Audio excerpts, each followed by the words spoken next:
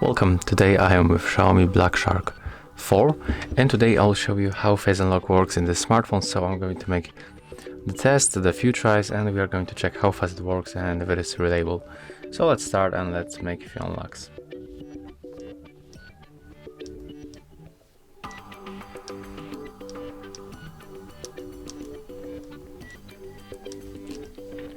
As you can see, it unlocks smartphone very fast.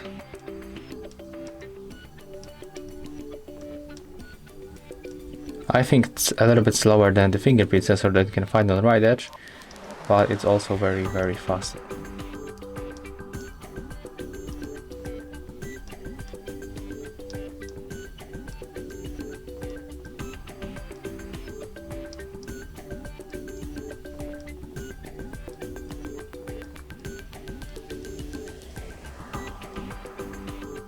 Okay, so as you can see, that's how face unlock works in this smartphone. If you find this video helpful, remember to leave a like, comment and subscribe.